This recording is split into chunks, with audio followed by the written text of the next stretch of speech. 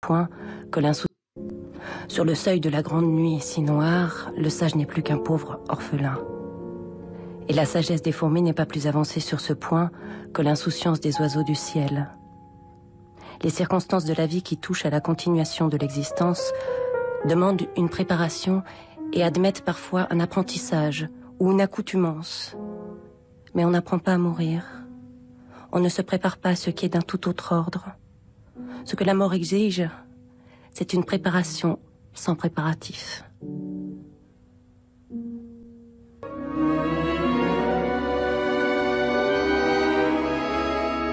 Dès qu'un homme est né, il est assez vieux pour mourir. La mort, dit Jankélévitch, c'est la maladie des malades et des bien portants. Quand on n'est pas malade, on est encore quelqu'un qui peut et doit mourir. Mais si une chose est de savoir que je suis, comme tout le monde, un mort en sursis, tout autre est d'en prendre conscience. Pas un seul des quelques 100 milliards d'humains qui ont traversé l'existence n'a échappé à une loi qui pourtant demeure à jamais une expérience inédite, surprenante, singulière. Certes, tout le monde doit mourir, mais moi je ne suis pas tout le monde. L'individu que je suis n'est pas soluble dans cette arithmétique abstraite. En vérité, moi qui vis, je suis de part en part compris par la mort, mais je ne la comprends pas. La mort est un secret de polichinelle qui nous surprend sans être surprenant. D'ailleurs, devant un cercueil, les hommes se conduisent souvent comme si le mort n'avait pas eu de chance, comme si ce qui lui arrive était un malheur nullement applicable à eux-mêmes. Bref, la mort a beau être l'affaire de tous, c'est d'abord le problème de chacun. Et ce n'est pas parce que tous les hommes en général sont mortels que je ne le suis pas moi-même. Ce n'est pas parce que je sais dans l'absolu que je vais mourir, que je suis dispensé ici et maintenant de le croire, de le comprendre et enfin de le vivre. La mortalité impersonnelle du genre humain est un pagne, un paravent paradoxal, derrière lequel se cache la mort propre, intime de chaque individu. Tout le monde est le premier à mourir, rappelle Ionesco. Autrement dit, ce qu'on sait déjà, on le découvre toujours. Mais à l'heure d'y passer, ce qu'on connaissait du bout de la pensée, voici qu'on le comprend avec l'âme tout entière. Comme l'amour, la mort est toujours jeune. Telle est la vie de l'homme. Partagée entre le radotage des répétitions qui la dessèchent et ces instants bénis qui la propulsent par à coups et fugitivement la raniment, pour aussitôt l'abandonner à sa torpeur.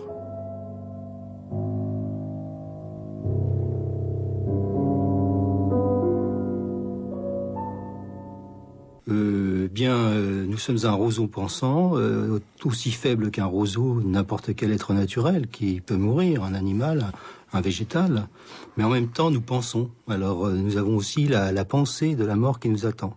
Et en tant que nous pensons, eh bien nous sommes quand même supérieurs à ceux qui ne pensent pas leur propre disparition. Et donc en tant qu'être intermédiaire, nous avons aussi la conscience à la fois de notre finitude, mais on pourrait dire organique, et en même temps de notre sorte de destinée étrange, à savoir que nous avons la conscience de cette finitude organique, à savoir tout simplement que nous avons dans la douleur la conscience de notre douleur, et puis dans la mort, en tout cas dans l'attente de la mort, la préscience de cette possibilité, on pourrait dire nécessaire. Bon, l'impossible nécessaire va nous arriver.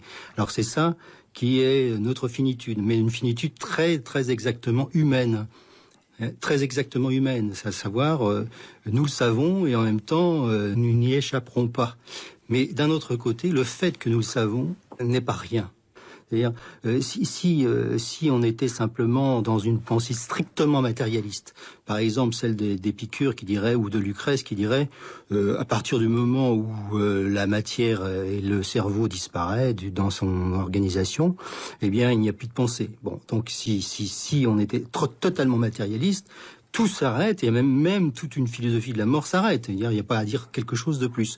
Tout ce que je fais, je le fais pour la première fois. Chaque fois que je fais mon cours, je le fais pour la première fois. Et en même temps, pour la dernière fois, c'est la première dernière fois. Toutes les fois sont les premières dernières fois, si vous voulez. Et j'appelle ça, d'un mot un peu pédant, mais enfin c'est plus rapide à dire, prime ultime. Alors je crois que tout le monde peut le comprendre. Premier, ultime, n'est-ce pas? C'est donc un mot qui a l'air rébarbatif, mais qui est facile à comprendre. C'est pour ne pas dire à la fois première et dernière. Toutefois est première et dernière. Chaque fois est première et dernière. Donc, à la bonne heure, il y a du pain sur la planche, il y a encore de beaux jours, je verrai des choses innombrables. Enfin, il fait bon vivre. J'aimerais pouvoir croire à la Genèse, vous voyez. J'arrive pas à y croire, mais j'aimerais pouvoir y croire. Ça me satisferait beaucoup de pouvoir renaître sous une autre forme. Mais ce n'est pas juste ça que j'ai dit. Ce n'est pas une étape. C'est le message éternel qui n'arrive... Enfin, cette chose, je ne sais pas si vous y pensez, qui est vraiment extraordinaire, c'est d'avoir vécu une fois, une chose qui n'arrive qu'une fois dans toute l'éternité. Vous, moi, ça ne m'est pas personnel à moi. Chacun de nous est quelque chose d'extraordinaire, qui n'apparaît qu'une fois dans toute l'histoire du monde. Il n'y en a qu'un comme vous, il n'y en a qu'un comme moi, et un dans toute l'éternité. Et ça n'arrivera plus jamais. Comprenez-vous ce que ça signifie, ces deux mots? Plus jamais, plus jamais. Nous sommes un roseau pensant, aussi faible qu'un roseau, n'importe quel être naturel qui peut mourir, un animal, un végétal. Mais en même temps, nous pensons. Alors, nous avons aussi la pensée de la mort qui nous attend. Et en tant que nous pensons, eh bien, nous sommes quand même supérieurs à ceux qui ne pensent pas leur propre disparition. Et donc, en tant qu'être intermédiaire, nous avons aussi la conscience à la fois de notre finitude, mais on pourrait dire organique, et en même temps de notre sorte de destinée étrange, à savoir que nous avons la conscience de cette finitude organique, à savoir tout simplement que nous avons dans la douleur la conscience de notre douleur, et puis dans la mort, en tout cas dans l'attente de la mort, la préscience de cette possibilité, on pourrait dire nécessaire. Bon, l'impossible nécessaire va nous arriver. Alors c'est ça qui est notre finitude, mais une finitude très, très exactement humaine. Très exactement humaine, c'est à savoir, nous le savons et en même temps, nous n'y échapperons pas. Mais d'un autre côté, le fait que nous le savons n'est pas rien. Les matinées sont belles, les couchers de soleil sont aussi beaux que les levées du jour, midi est une très belle heure aussi, l'hiver est beau, le printemps est beau, l'aube est belle et le crépuscule également. Au fond, il n'y a pas de saison belle. Et bien de même pour les saisons de la vie, elles sont toutes belles, et la jeunesse quelquefois est très mélancolique, orageuse, elle m'a laissé des souvenirs très tourmentés, mais je ne peux pas distinguer ce qui est la vérité et ce qui vient d'un éclairage posthume, d'un éclairage rétrospectif. Jean Morel. Tout printemps est une mort. Il n'y a pas d'autre vie que cette vie-ci. Je vais mourir, n'est-ce pas? Et dans la mesure où je vais mourir, je sais que tout disparaît pour moi. Qu'est-ce que c'est qu'une vie mortelle? Ça veut dire qu'à chaque instant, non seulement il y a à chaque instant mort en quelque sorte à soi-même, c'est le temps, c'est la temporalité, mais le fait même de savoir qu'un jour je vais mourir, ça fait que ma responsabilité est engagée et que l'autre va mourir. L'expérience de la mort, c'est l'expérience du fait qu'il n'y a qu'une vie, n'est-ce pas? Et c'est pour cela que dire que l'homme est un être mortel est indispensable. Il n'y a qu'une vie, il n'y a pas d'autre vie que celle que nous vivons, et cette vie est toujours singulière, n'est-ce pas? Il n'y a aucune raison transcendante, aucune vérité transcendante qui permettrait de rendre compte de la vie. Donc la vie est toujours indéfinissable, si vous voulez, c'est un mystère. La mort est un mystère parce que ce n'est pas un secret. Les gens croient toujours qu'il y a un secret, que je vais le sortir de ma poche, n'est-ce pas, qu'il est contenu quelque part. Et la définition du mystère, c'est que justement, ça ne peut pas être un secret. L'anéantissement, mon anéantissement, le mien personnel, qui me choque particulièrement d'ailleurs, cet anéantissement me paraît une idée absolument confuse et obscure, dans laquelle je ne mets rien de pensable. La naissance est aussi mystérieuse et surnaturelle que la mort, l'apparition de quelqu'un qui n'était pas. On sait comment ça se passe, enfin, la conception, l'embryologie, enfin, quelque chose préexiste à la naissance. Et cette préexistence elle-même est pour nous une certaine quiétude, représentant une quiétude. Mais au fond, l'apparition de quelqu'un de nouveau est un miracle, enfin, on l'a souvent dit, et non moins extraordinaire. Et alors, quand quelqu'un est mort, un être cher, pour prendre l'expérience de la mort la plus courante, enfin celle qui parle le plus éloquemment à chacun de nous, la plus poignante, la disparition d'un être cher. Alors, cette promenade de 70 ans, de 80 ans, dans le firmament du destin, qu'est-ce que ça signifie? Quelqu'un est né, a vécu, est mort, est disparu, sans laisser l'adresse? C'est là que régit pour moi l'espérance. C'est la surnaturalité de ce message. Qu'est-ce qu'il signifie?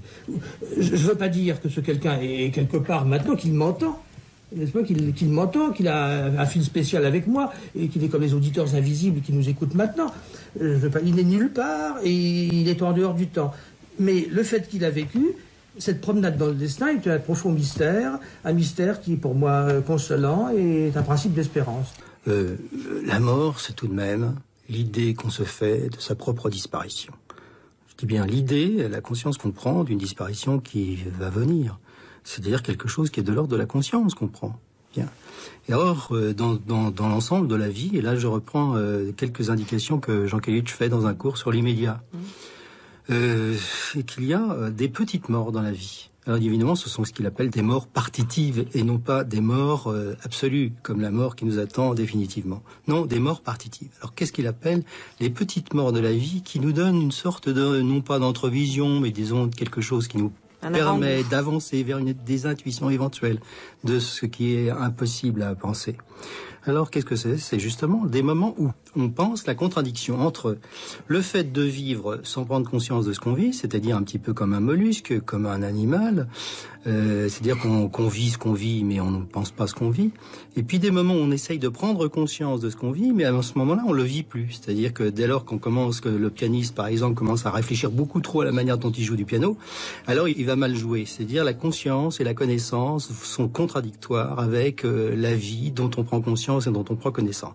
Donc il y a une sorte d'opposition entre vivre et savoir ce qu'on fait, et puis savoir ce qu'on fait, mais en même temps, ça empêche un tout petit peu la vie. Il appelle ça des demi-morts, c'est-à-dire le fait d'être comme un mollusque, c'est vivre, parce que c'est biologiquement il est vivant, mais en même temps il prend pas conscience.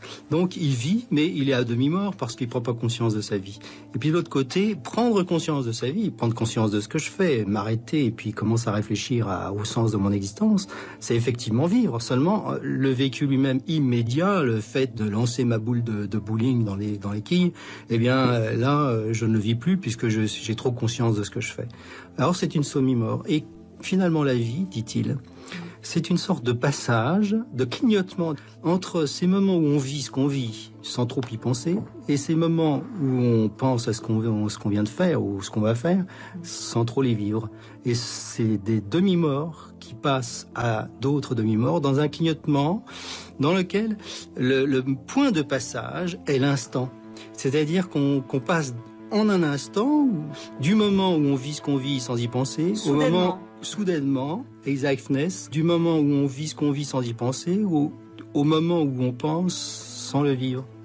On est toujours un être amphibie, dit-il, intermédiaire, toujours fini, qui ne peut pas réconcilier un demi-dieu. La pleine conscience de ce que l'on vit, comme en même temps d'ailleurs on ne pourra jamais vivre totalement la mort elle-même. Eh bien ces demi-morts qui passent à des demi-morts passent par un instant qui ressemble étrangement à cet instant vers lequel toute la pensée de Jankélévitch a essayé d'avancer, sans jamais le saisir, à voir l'instant extraordinaire qui est l'instant ineffable d'un moment musical, ou l'instant indicible que personne ne saisira et qui est l'instant de la mort.